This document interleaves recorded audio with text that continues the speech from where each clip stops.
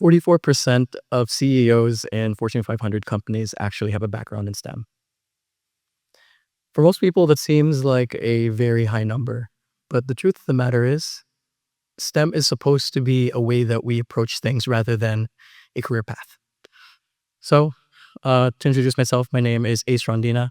I am actually an alum here at Harmony, but I went to the one in North Austin.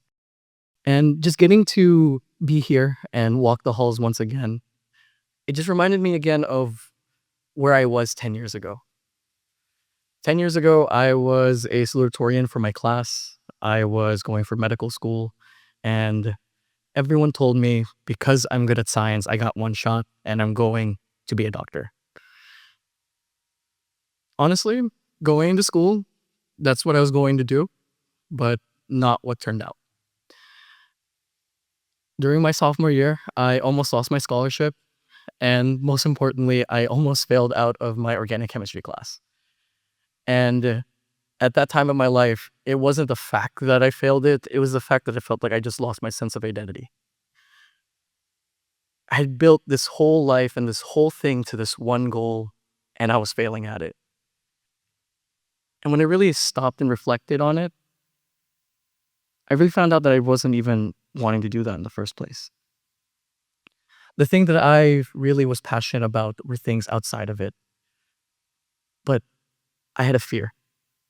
I had a fear of change. I had a fear of, if I couldn't do these things, what was I meant to do? So I did the first thing that every person should be doing in that situation, and it's to write things down.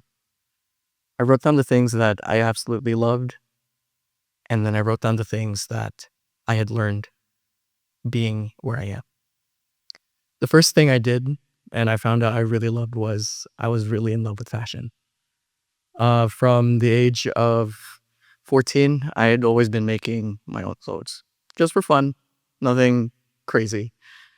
And I decided, you know what, I'm going to take some classes when I get to college. And that became my minor. Being in this, it actually helped me understand that the things I did while I was in my science programs, especially myself being a biotech major, it's supposed to be that way. In fashion, it helped me find out that the way that we push things and the innovations actually came outside of it, and actually was my focus for my senior dissertation. My senior dissertation while I was in college was how to use silk in bacteria. I'd simply read somewhere when I was studying for medical school that people were using bacteria, especially in CRISPR, to force silk DNA into these bacteria, and then they would take it and they would make bandages. I thought it was such a novel idea. What if we did the same thing and you did it for fashion? One of the biggest things when it comes to silk is that it's very expensive because you have to grow every single caterpillar and you have to make it grow, and then you take everything. If you take out the step of the entire growth process, not only do you shorten the manufacturing time, you actually reduce the cost. And it was something that I really enjoyed because it really took the things that I loved in science and I was able to use it for something else. And for me, that reflection time really made me understand that if you use science as a way to see the world, the whole world will just look different to you. For myself, I transitioned into a business degree afterwards. And one of the first questions that everyone asked me while I was in that program was, so everything that you've done to this point, every internship that you've done has been in fashion. Why are you going back to healthcare? And why are you going back into business? And I simply told them, it's the things that I learned being in that spot in my life that helped me understand what I want to do. And going with that mission statement helped me land every single job I've had after. After my master's, I got into a fellowship program actually in Indiana. And same question they asked. Everything you see here, you lived in Japan. You did all these things that were in fashion, but why do you want to do this? And I simply told them, once again, the things that I learned there helped me with my passion. And I help them understand that because I have an outside perspective, I'm able to see how things are working. This fellowship program was actually specifically in healthcare. And in that healthcare program, the one thing they were looking for was someone who could innovate. So the first question they asked me was, how could you innovate, especially with your background knowledge in this? And what I told them was, for me, I have a very big thing when it comes to surgery. My family's worked in it before, and I see how bad it can be at times, especially when doctors are being put to a standard that they can't keep up. And this is what causes mistakes, especially when they get on the table. I simply told them that in fashion, we have the same thing. When it comes to running a runway show, they do the same thing. When you start pushing everything together and it starts to compress, the same problem happens. Everyone starts to freak out. And with that knowledge, I was able to land that fellowship program. But the thing that I really want to understand for myself was, is this where I'm supposed to go? Because that was a question that had always been in my mind. And when I really reflected on it, the answer was always yes.